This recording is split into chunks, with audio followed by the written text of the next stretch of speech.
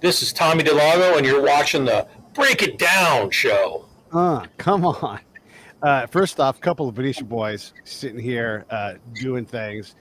Tommy graduated with me back, a long time ago. And, there was a real car culture back in those days. Every era has its own version of car culture. But you don't see people wanting to rebuild, I don't know, an old Buick Riviera. What would be the 1990s version of that car? Or what was the Pacifica Pizza car? What was that? Was that a Torino? What was that car? No, that's a 1967 Chevy 2. So what would be the 2000s version of that car, where it's cool and everybody wants something like that, or it's cool adjacent and you're like, but I can afford this, like getting throwing a gigantic engine into a Dart, right? Darts weren't the coolest car, but what's that car? I would say that I'd have to go to the next one, would probably be like a 1985 Chevy IROC-Z with a 2-point injection. I think that was like your newer age muscle car. And then, obviously there's a group of people that are, 5.0 Mustangs and still that way for, eons and eons and eons, just waiting for that next, now it's the GT500 Shelby Cobra Mustang is like the hot, been the hot car for a few years. Right. Does it seem though that there are less of those cars? Like, I'm an Impala guy, or I'm a Chevelle guy, or a Goat guy. It doesn't seem like there are many of those cars that are, say, 20 years old or whatever. Whatever the 2002. No one's rebuilding a Saturn and putting a giant engine in it because it's just not cool like those other cars were. Has that changed? Am I wrong on that? And why did it change if it did? I don't know, because I'm a little disconnected. We're getting old now, so I don't really. Yeah, that's true. Yeah, I think part of it is definitely the eras have changed. When you and I were kids, we had to argue with our parents because we wanted to stay outside. Yeah. I know I have a lot of friends of mine that are parents, and I have 2 kids too, and we have to fight to get them to go outside. Yeah. It's like it's just in this computer age, it's just changed things. And I think it's just, it's cyclical. I think it'll, I've seen where people now are getting back into like the 1979 and 78 Z28 body styles and doing resto modifications on those. If you watch like Barrett Jackson and whatever. And I thought for sure, like when I was young, I looked at that body style. I'm like, man, that thing is ugly. My mom had one. It was ugly. Now I see it, I'm like, you know what? It's kind of grown on me now that I'm this age and that car is that old, and I see him getting, fixed up. It's cyclical. You get an era where everybody's into computers, and then you get an era where everybody's into horse riding, and you get, obviously it also depends on where you're at in the country. Yeah, that's true. I think there's a younger group that's starting to get back into racing. There was a while there where there was maybe a lull, but I think, NASCAR, NHRA, IRL, all these, outlaw sprint cars, all these sanctioning bodies have done a really good job. Maybe took them a little long, and they weren't really proactive, and they were reactive. But I think all of them together have been doing a really good job at promoting tech schools and promoting, high school kids that come out to these races and show them that, we would like, college is a good thing, but, there's also other avenues that you can take and still be successful in life. It's not just college, or this is what you could do when you get out of college, because, you could get an engineering degree and you can go work in racing and actually enjoy 2 things. Enjoy that you make a good living being an engineer, but you're able to use it enjoying and traveling the country racing. So I think it's just with technology and teaching people that there are other avenues. I think that's all coming full circle. And I think, toughest thing in our country right now, obviously in the world, is recovering from COVID, business-wise, people-wise, economy. Yeah. So we just got to keep fighting all these hurdles. But I think that, in some form, now we got the electric car craze going on. I don't know what's going to happen, but I think in some form there'll always be some sort of racing. I mean, shoot, they race drones for Christ's sake. Come on. Right. Yeah. I mean, drones leads to someone attached to that drone going fast and progression.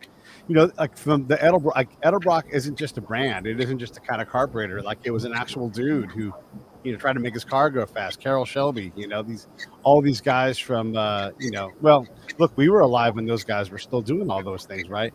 But they've pushed and they've pushed and they've pushed. I mean, fuel injection, all of these different things that come out of that racing world. It is pretty remarkable. And we've seen, Formula One is going to try to add electric cars. They've had electric boost motors. They couldn't quite figure out how to make them work. Computers, it has changed everything from your early days of racing. I remember like when you and Dan had that Cougar. I can't remember Dan's last name, but Dan had a Cougar. Dan Mills. Yeah. And then, he would save up money working. This is no shit, everybody. He worked at Foster's Freeze and he's like, next paycheck, I'm going to buy this upgrade, and he slowly put this car together. And then you're like, oh crap, I've overbuilt this part. Now I've got to remove this upgrade and upgrade that upgrade to make it go faster. But now with computers, it's even more different and more complex.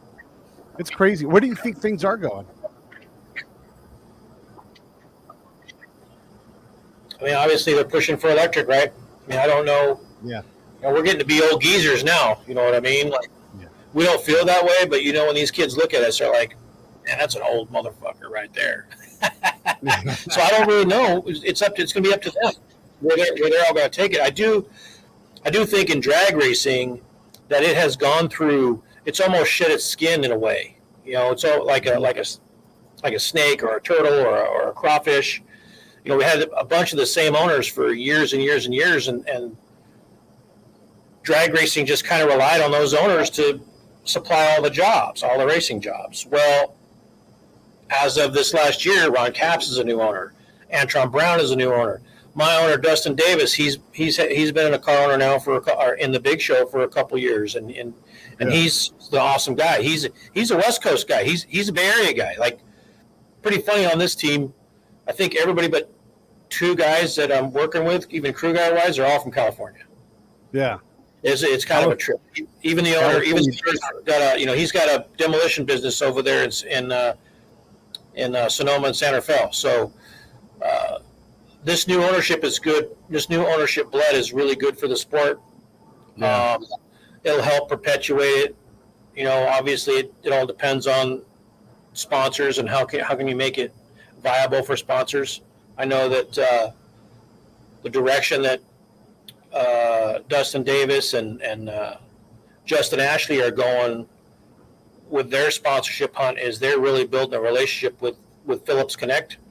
Yeah. And Phillips Connect is building a relationship with all the vendors and that they supply and getting them all interested. And it's you never know if it's going to happen for sure, but it's really seems like things are going trending in the right direction to where, we might be able to, next couple of years, we might be able to hit on where we have a budget to really do a lot of testing and stuff that the big teams do. Yeah.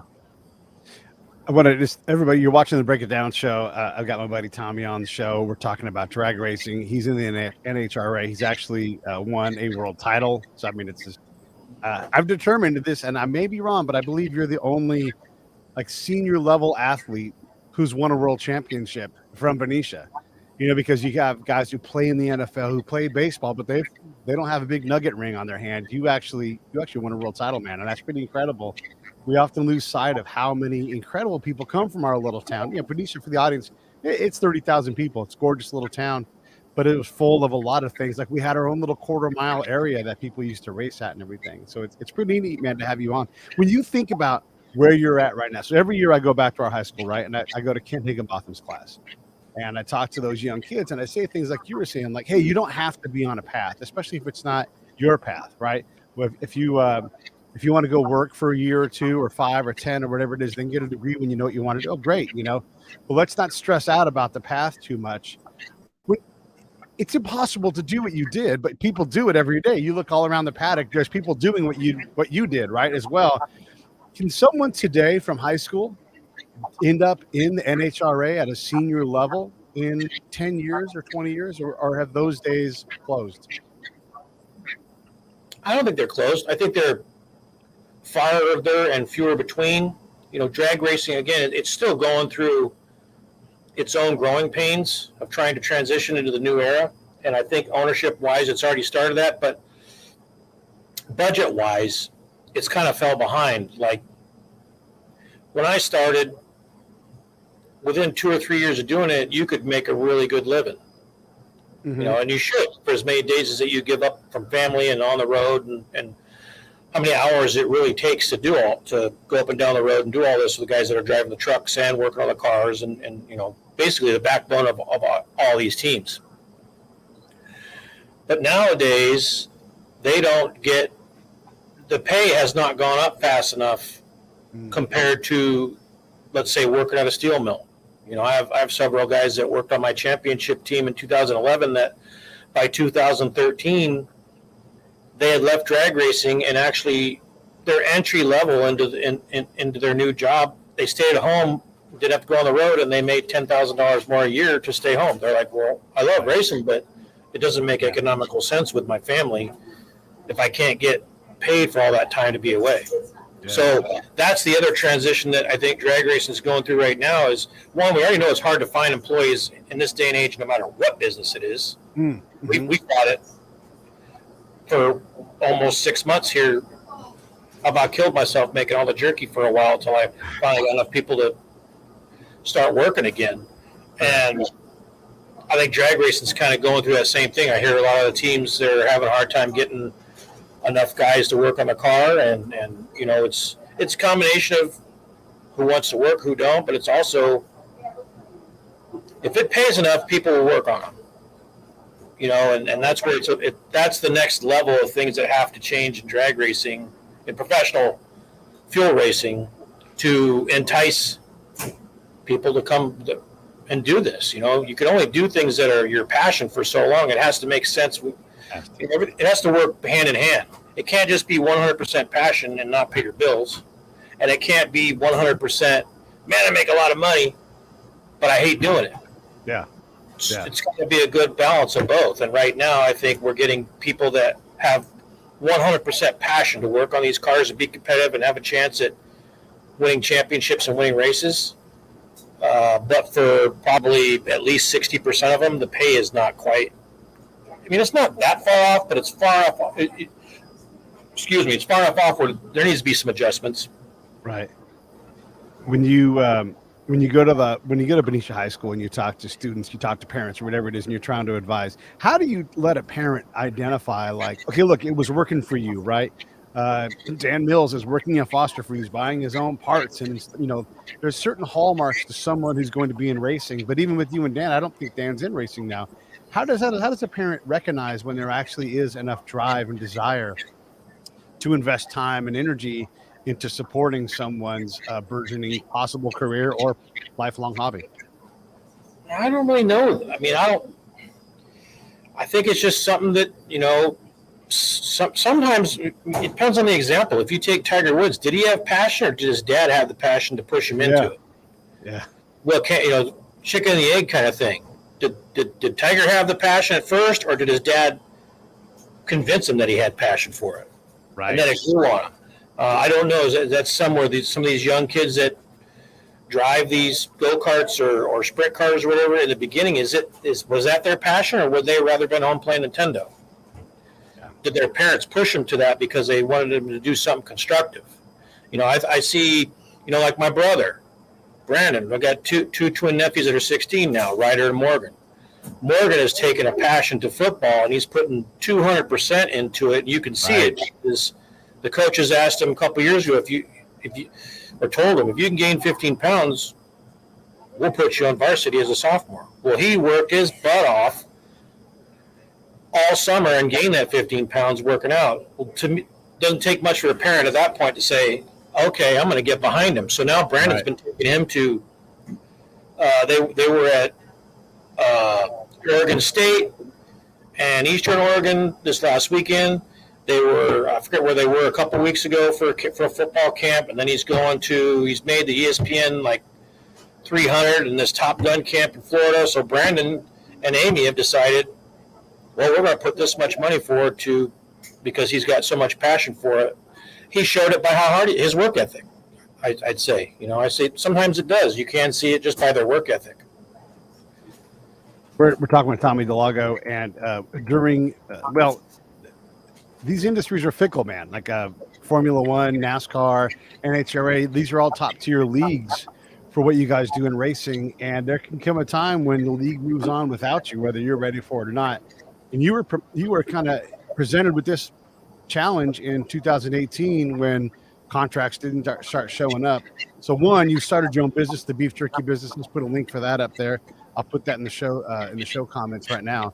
But talk about that realization that there may not be another gig, and now that you have one, what does it mean to be able to come back?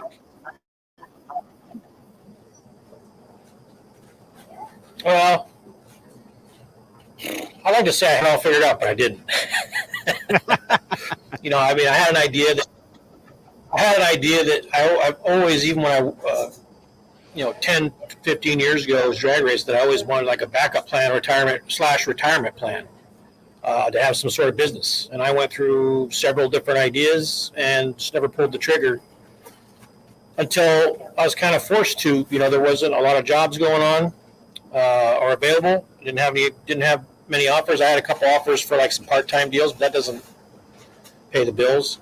Then I also kind of thought, I kind of need a break.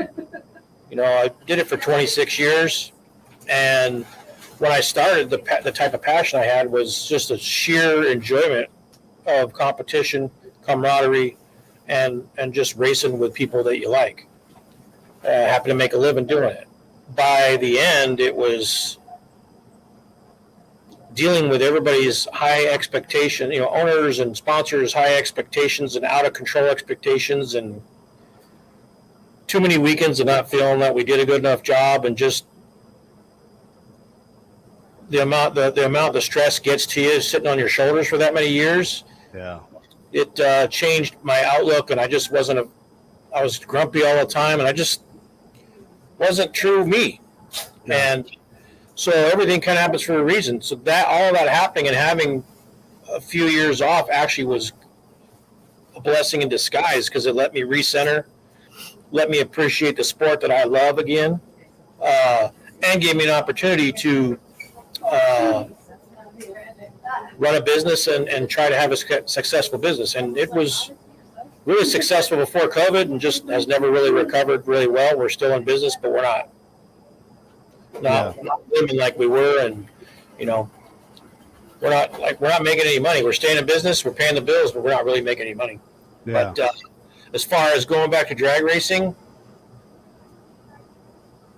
the time off made me realize what I knew 20 years ago, but kind of lost sight of, is how blessed I was to be able to do that, to do what I love and make a living at it.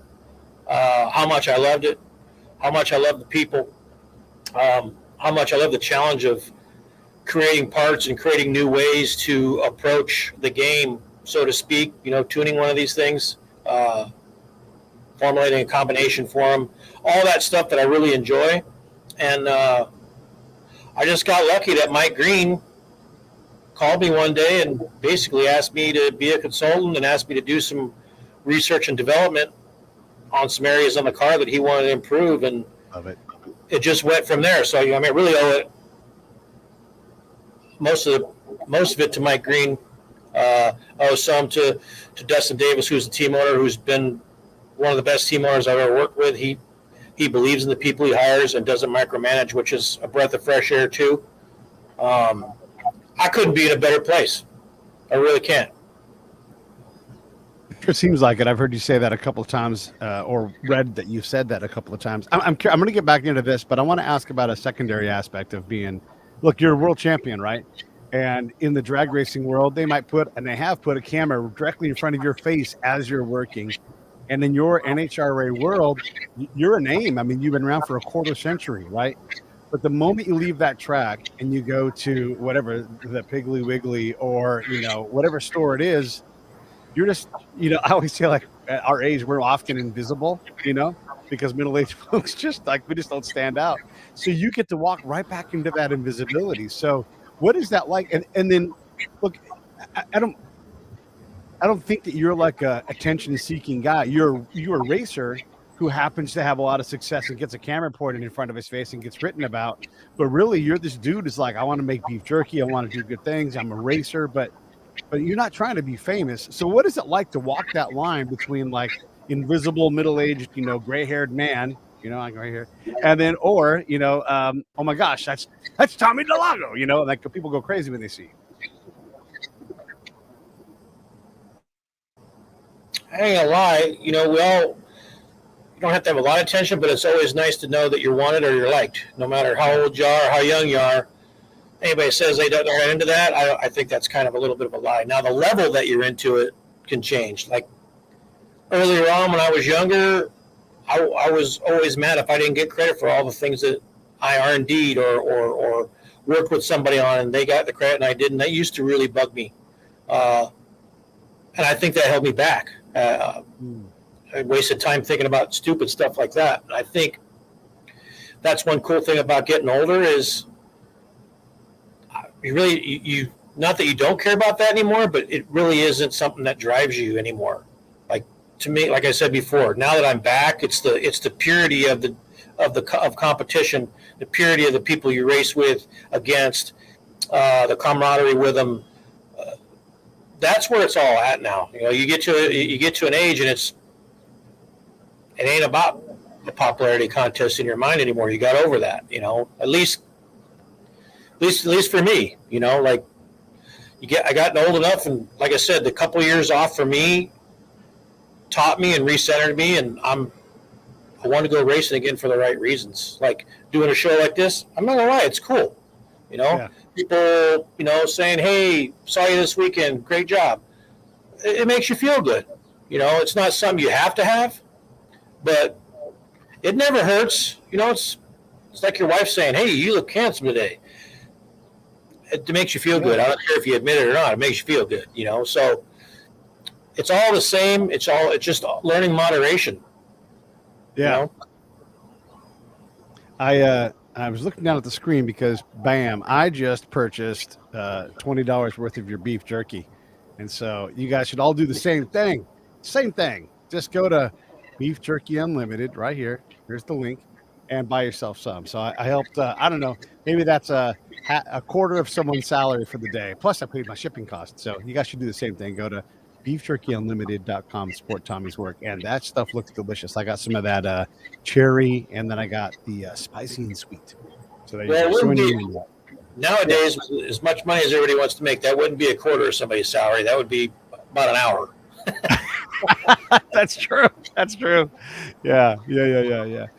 Okay, so you were talking about unrealistic expectations, and I think this is an interesting area to explore. So, for a long time, I've sort of been passively interested in Formula One, and I've gotten really into it in the last couple of years, especially like with the emergence of this series that they do, and I totally could do something like that for you guys, because when you race at the highest level, like when you're competing, the differences, between going 313 and 317 in the distance that you have to race, like you can go 15 miles an hour slower than the car next to you and still win if everything's right. But we're talking micro differences that you couldn't see. I, as a fan, could never see. Formula One, some of the teams just know already, like, hey, we're midfield. We're trying to figure out how to get to the next level. But with our budget and the gambles we have to take, pretty good chance we're not going to compete today. We're going to compete for getting points and getting into the top 10 or whatever it is. And I know in your guys' in your guys' category, Top Fuel, there's a lot more than there are places to place, right? So each week, a mistake, a broken part, any little thing, just a good day by somebody else who's below you can wipe out your whole day. And Justin's got a hell of a year going, 4th place overall. But, I mean, this thing's far from over. So talk a little bit about that difference between, well, one, unrealistic expectations of owners and everything who don't understand how tightly packed you guys are, even from 1 to 20. And then also, what are the things that make a difference where you're able to reliably change and improve the team that you're on? That's a lot to pack in one question there, or one answer there. Yes, it is. Thank you, Bomb Dude, Robert Doig. Let me see if I can break that down in a couple parts here. So, yeah, unreal expectations. it doesn't happen a lot, but there are places I have worked that are on a super slim budget, and you go out there and you utilize your experience to basically raise the level of that performance. It may not be, you don't raise it all the way up to championship level, but you raise it up a fair amount from where they were. And I've seen people get spoiled. I've seen owners get spoiled. Like, then it gets expected. It's like, hey, for the amount we're spending, budget. And I don't mean just on parts. I mean everything. The guys, the quality of guys you have, the quality of equipment you have, the amount of money you have in the budget to test on Mondays after the race to gather more information. Because the parts are one thing. You know, if you have a little bit of money, everybody's pretty much got pretty close to the same parts. At that point, it's, you know, it's more beneficial about the people. You know, I'm a big believer in the better the people you have, the better chance you have of reaching expectations. I've seen teams with all the money in the world. I mean, we've seen a good analogy would probably be the Nets. You know, with Kevin Durant and Kyrie Irving, they're expected to win the whole thing. They're the favorites, you know, or the Lakers. They're a dream team. They're going to kick everybody's butt. Yeah. But it didn't work. You know, it's kind of like how I've always hired people. I never really hired people for how good they are or how smart they are on the car. I hire them if they have the right chemistry and is going to get along with the rest of the guys in the team, because you can't teach that. You know, you get a group of guys that can get along. Oh, you can groom the rest of it and have them work on the car awesomely. Yeah. You take guys who are the most talented, smartest guys in the world and put them together, but their attitudes don't get along. You got nothing. You got a ticking time bomb, basically. Yeah. So it no matter what sport it is, to me, it's number one, still people. And expectations of owners, you can't really control that. You just got to do your job the best you can do it and explain things the way you can. And I don't know. I think I've gotten a little better at being able to explain that kind of stuff to owners and sponsors. And I think the gray hair lets me get away with a little bit more. I think it gives you a little more believability, you know, because when you're a young crew chief and your owner's older than you, they have way more experience in life than you do. So some of the stuff you may try to tell them, they've already been through, and they know you're full of shit. And then as you get older and you gain that experience, you become better, you know, at the job, but you also become better at the diplomacy part of it also. So it's one of them tough things, man. The guy who doesn't work on this team, he could be a star on another team because he just fits in. Right. You know, they could be that missing piece. Ball sports is the same way. This guy did not play. You take Wiggins, for example. In Minnesota, he was an underachiever of what their expectations were because he was the number one pick. Now you put him on the Golden State, and he becomes another cog in the whole thing on the gear and meshes with everybody. Now all of a sudden, everybody, hey, you see what Wiggins did? Man, he looks awesome. He's doing great. He's doing this. Yeah. His expectations for him are not out of control anymore. They had different expectations for him. That took the pressure off him. That helped him fit in with that core group of guys. Yeah. Now he's a star. So drag racing is no different. I like to compare drag racing, I think I told you before, to football. Yep.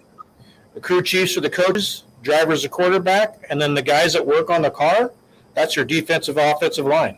You know, they protect the driver. They make sure that everything's going good, and your team owner is your team owner. And it's a pretty decent analogy. Obviously, not as many people on a team as football team, and you know, a lot smaller budget or whatever. But there are a lot of similarities that go in with that. I don't know if I answered your question. No, I think you did. You did a great job. I want to dive into a little bit about.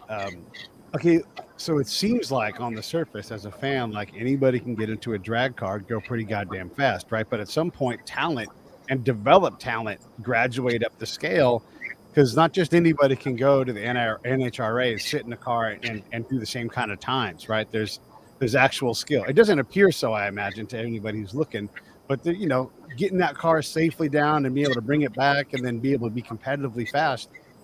When does that cut happen where it's like, yeah, sure, you can show up on Sunday with a fast car and, go race down at Sears Point and come back and do pretty well, but not on these things. Like, when does it change where it requires something different? And I guess maybe even at the elite level, add this element in too. Like, if a NASCAR guy came down, or a Formula One car, or a rally guy, or anybody like that, if those guys come in and they sit in a pro grade car, how competitive can they be, or how long would it take you to whip them into shape? Depends on what kind of car it is. It depends on the person.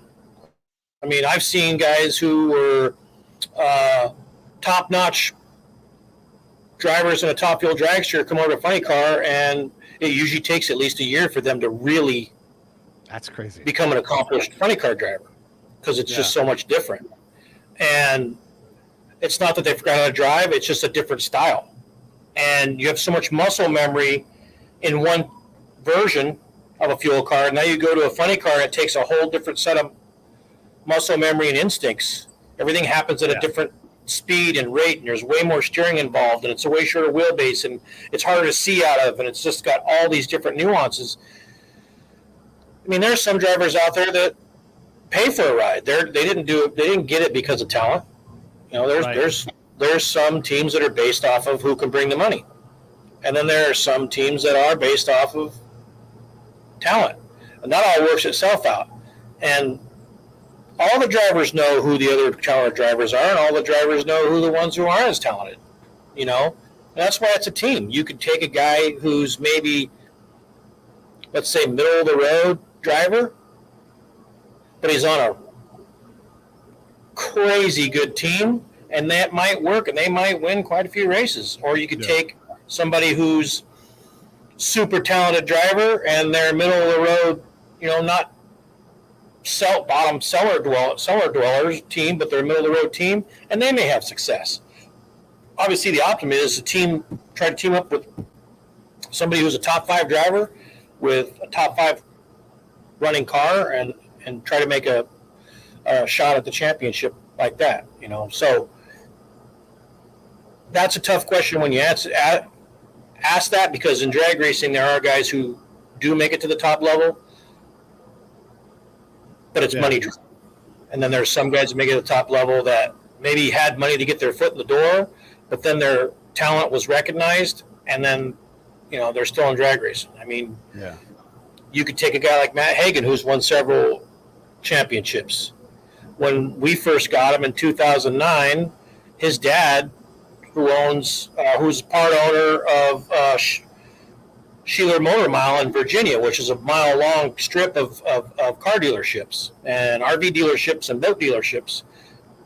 That's how Matt got his start. But now Matt's become such a good driver that it's taken on its own business. His dad's been able just to go and watch and have a good time, and they've got several sponsors that pay for it now. There's different ways of how you get into it, and you take guys like Ron Capps, who's been made a living at it for over 20 years himself. Antron Brown, who started in pro stock bike, then wanted to go fuel racing, got a shot fuel racing with Mike Ashley owning the team, and then the team got sold to Schumacher. And now Antron has worked it all the way into not just being a driver. Now he's a driver owner, and he wants to keep the sport going. And so Ron Capps is a new owner. Tony Stewart's a new owner. And Antron Brown's a new owner. Like, this is all good, healthy stuff for the sport. Yeah. When you look at the other forms of racing, it seems like your guys' form of racing is particularly terrifying, because you actually need parachutes to operate the vehicle safely. Like, that's a level of crazy that most people can't handle, and it's gotta be incredible, that force to push you back to get the 300 miles. Damn near instantly, right? You're going so fast. What race form do you think is just bananas? Like Isle of Man TT, I'm like, I don't know. I'm a maniac and I'm nuts. I'm nowhere near nuts enough to do that. But what do you find to be like, sheesh, I don't know how. Well, that's crazy.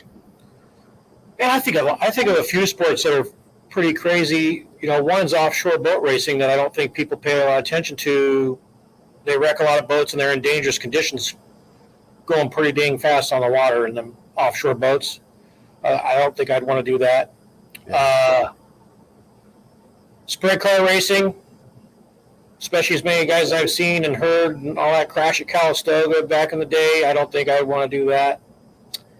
And then obviously, like, I'm agree with you on that. That Isle of Man thing, that's got to be the all-time craziest. Like, hell no, not doing that. Like when they disappear off the track and there's nothing but like a home below, and you're like, where did that person go? Blind corners that are also going down where you're catching air over a blind corner, and if you don't do it right, you could fall into you could just drive right into a building or off a cliff. Yeah. I mean, it's no. Every race, someone goes off a cliff. At least it appears that way whenever you watch it. It's crazy. Not my cup of tea. If we were going to build an IROC, an actual like multidisciplined race, you know, I'd want some top fuel in there. You know, obviously Formula One on a street track. Okay, great. You know, and even NASCAR, everybody's like, go just turn left. You go get in that car and go be as fast as whoever, you know, Jimmy Johnson, or, you know, pick your driver of the day. You're not going to do it. I don't care how good you are at driving. You're going to struggle to compete on that person's turf, right? They're just going to be faster than you. What other elements would you want to put in? Like if we did like, it didn't have to be a decathlon, but what other styles do you think are distinct enough to really determine like who that best racer in the world is? I think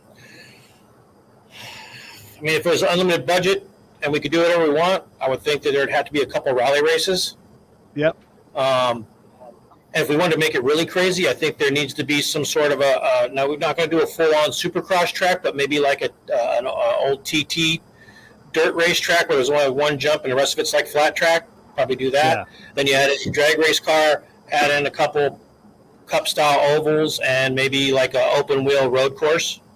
It'd be pretty crazy. I mean, we're getting crazy here. It's like we're in dreamland, right? Making it real happen. Yeah, we're in dreamland. Yeah. I think the closest thing to the IROC, like. What's that? What do you think is there a master discipline in racing, like motorsports, where you're like this? Like, if anybody's going to be able to do all of those things well, it's going to be this person, or is it just? And by the way, let's not exclude monster trucks and what those guys do, flipping those gigantic vehicles and stuff. There's a lot of craziness in that too. But is there a master discipline in racing? That's a tough question.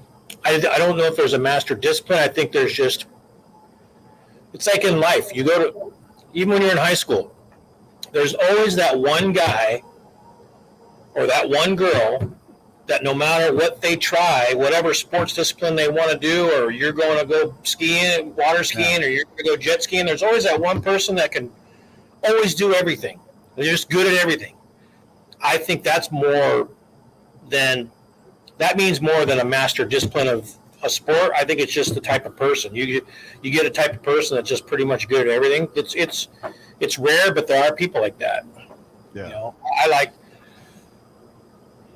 as far as a master discipline racing, they're all so much different, and they're all so specialized. I really don't see one, to be honest with you. Everything's got its own nuance, and it's so specialized. You know, motocross is its own thing. Obviously, F1 is its, F1, maybe F1 IRL and go-karting are kind of all their little group. You know, drag racing, it's got its own group because it's got so many different levels. You got alcohol cars, you got nitro cars, you've got pro mods, you've got, so many disciplines within drag racing that I think it's its own little echelon in its own self. And then you've got, like I was going to say, I think the closest thing right now to when me and you were young to IROC is Tony Stewart's SRX racing. Yeah. I think that's, obviously it's not IROC, but I think that's the closest thing to that era, like when me and you were young. Yeah. What he's doing with that SRX thing, I like watching it. It's cool to be able to see drivers from different disciplines rubbing doors with each other. I think it's pretty cool. Yeah. When Formula One came to Miami, they went out to the racetracks, because it's fun for them to go out and try NASCAR and everything, and doing even a roval for them, which is kind of the same thing, totally different. Because once you get on that bank, have you ever been on a track like that? Like we raced our stupid car at Daytona, and once you're on that, it's incredible. And this will amaze the audience. You can go as fast as you want on that. Just mash on the accelerator. You can let go of the wheel, and that car will stay there on that barrel and just fly. And it's insane. But it is a totally different thing. Have you ever had a chance to do any kind of oval racing at all? I do a lot of iRacing online. We sponsor some stuff. I do a lot of league racing online. I've raced online for years. Ron Capps has got me a couple rides in super late models and modifieds and even a street stock before, so I had fun doing that. Obviously my dream when I was younger is I always wanted to race a Craftsman truck. I don't know what it is. I just love the trucks. And that's never come to fruition. Do you mean big rigs or pickups? What's that? Big rigs or pickups when you say trucks? Pickups, like the Craftsman Truck Series, like NASCAR Craftsman Truck Series. I mean, it ain't Craftsman anymore, but I know you're old enough. Thought you'd understand what I'm saying. Well, but I love those I love those NASCAR trucks. I always wanted to. That's what I always wanted to drive. For a long time. So I don't really have any experience in real life. I have experience, obviously, on iRacing, which I think is a great form of giving you somewhat what it's like. Because, I mean, they've even taken some younger guys now that were really, really good on iRacing and put them in they're actually racing in NASCAR series. And they've done fairly well. I've walked the track at Bristol and been totally blown away and also been to Eldora several times with Ron Capps and Tony Stewart and go through and go on the infield. And TV doesn't do those places justice at all. Even Eldora, you roll into Eldora and you look up and the top of the bank and the dirt cushion is like 15 feet below where you park, and you're like, oh wow, that's a lot more intimidating in person than it looks like either on TV or in an iRacing game. It's definitely different. So I understand I can get the gist of what you're saying about how that crazy those banks are.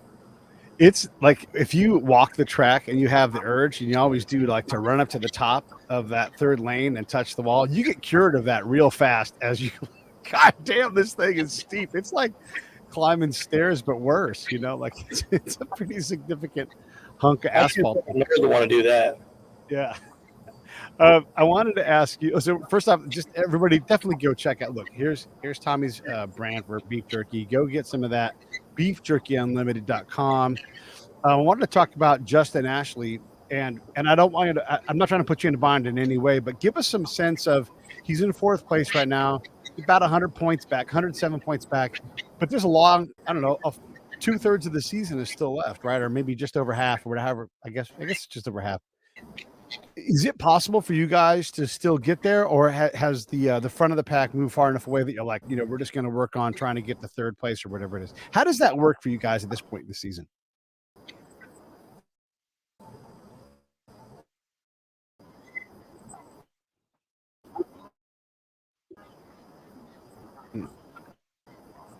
I can't quite hear you. Can you hear me? Just keep working. I mean, nowadays, countdown is basically playoffs. Can you hear me? Yeah, I can hear you now. Can you hear me? Yep. All right. Now, so even if it was old school points where there wasn't a countdown playoff, like because we have a 6-race playoff at the end of the year where they kind of reset the points, kind of, and everybody's within 20 points is spot. You're 20 points behind first for second, blah blah blah, so on down to 10, and only the top 10 can win the championship. But even in old school right now, when we're within 109 points, that's basically a little over 5 rounds of racing with about 12 races to go still. No, 15 races to go. I even think even if we didn't have the countdown, we still have a shot. I mean, we got Mike Green, who's won championships as the crew chief. We've got Justin Ashley, who's in, I think, his second year or third year. And I tell you, he's obviously, I've worked for guys or with the guys that have won championships. So I can see it. I can spot it when I see it. He's got that it factor. Mm-hmm. And what's really amazing is I've never seen anybody with that much talent that has that small, that low, that like, without an overbearing ego. Like he's just a genuinely, like, I don't know, it's kind of scary. He's just such a nice guy. You know, he's just a nice family guy, nice guy. And somehow he's able to be he's kind of, I guess, you know what? He's drag racing's version of Steph Curry. He's a baby face assassin of drag racing. That's what he is. Yeah. I love it. I love it. What, can you describe, I mean, look, you've won championships. You're working as a consultant, kind of filling in the gaps that Mike Green wants you to focus on. Can you describe what it is specifically you're trying to do? Like, where are you trying to draw your attention? And then I'll come back with one more question. But can you help us understand, like, what it is that you bring to a team with all of your experience, everything else, and then how do you go about getting there? Well, I know one of the first things was Mike wanted to work on where the car was lacking a little bit last year was in 60-foot ETs. And obviously, the earlier in the track, that's the easiest place to make ET. Like you said earlier, hey, you could still win a race if one car goes 330, but the car that went 314 can still win. So because your driver reaction, for one, and two, if the car ET is really good for the first half of the track, it may not need that mile an hour to beat a guy who's going quicker but was slower, you know, ET-wise earlier, in the track. So that was one of the first things we worked on, and obviously I didn't do it myself. Me and him work on everything together, you know, and he's a very, how can I explain it? He's very methodical in how he thinks, and I like to consider myself, I'm more of a dreamer. So I dream up these crazy ideas and then talk to him about them with him. And then if he buys off on, let's try that, then we figure out how to build it and how to do it. Yeah. And that's kind of where I've always been in my career, is I've always been kind of outside the box, kind of do it my own way, so to speak, that makes sense to my brain. And that's what's cool about drag racing is my way can be fast.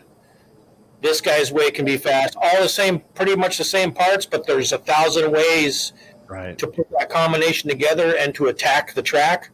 And then that's why, and then you'll find that's why some guys their combination might be better when the tracks are hot in the summer, and there's some guys' combination might be better when the tracks are cool. There's some guys' combination that's better when it's really humid out, or some guys' combination is better in the altitude. So that's why you'll see even that there could be top 5 cars and guys that this week they're dominant. The next week somebody else is dominant. The next week somebody else is dominant. That's what's cool about it. It's what keeps it a challenge, and that's what, I always tell my guys, there's no such thing as perfection, but the pursuit of perfection never ends. And if it does, then you need to go do something else. Did you take design, speed, and power in middle school? No, I did not. Oh, wow. Do you know about this class? Did you go to Benicia Middle School? No, I didn't. I didn't move to Benicia until 1985, sophomore in high school. They had this incredible class. This is in middle school. So you had to prototype a car, and the car is roughly, I don't know, let's call it 8 to 12 inches long, right? A block of wood. And then you had to do like a clay prototype, just like you would in production cars. And then you learned about mass production by everybody producing wood wheels. You could add little improvements, so you drill a hole in the block, to mount your axle, and then in there, like a plastic straw, and then maybe you throw some graphite in there, and it would float on these wooden axles on wooden wheels. And in the back, you drill the hole, right, about the size of your middle finger, and you'd put a cartridge in there, right, like a CO2 cartridge.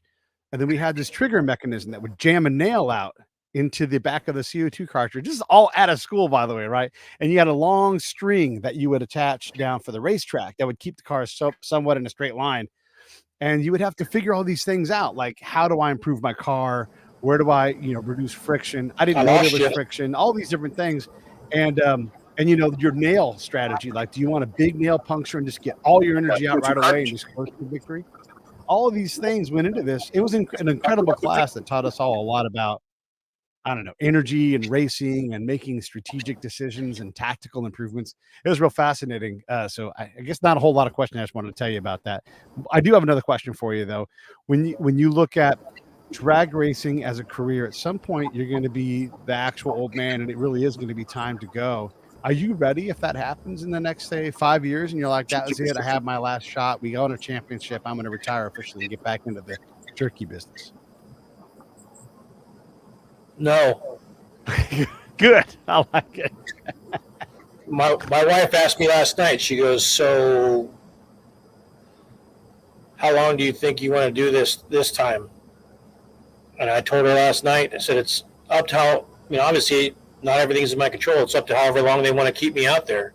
Yeah. But now that I've had a break and how much I'm really enjoying myself, I'd like to do it for another 15 years.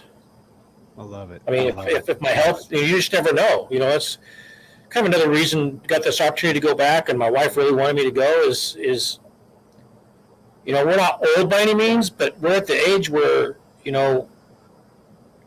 I've lost a lot of friends over the last few years that I've not been racing, and that's also schooled me and made me appreciate things a little bit more. And I want to be able to enjoy as much as I can, because you never know when your health is not going to allow you to do that. So that's part of what this is driving all this too. Yeah, that's a great point. Well, listen, man, I'm gonna wrap it up. I appreciate you coming on. It's just great. It's super neat. I'm you don't need me to tell you I'm proud of you, but I'm proud to know you. I'm proud to watch your success. And look, it's just neat to know someone's out there at your level competing and still doing it at our age. We're not ancient, but it's easy to look at a young guy and be like, that guy's got promise. Tommy hadn't won a championship in 10 years, kind of thing. But you're out there and you're doing it. You're competing and you're doing it really well. I mean, look at the standings. You guys are right there. So thanks for coming on the show, man. Everybody should go get that beef jerky. BeefJerkyUnlimited.com. Go get Tommy's jerky. Make sure you subscribe to the Break It Down show. Anything in closing before I wrap this thing up?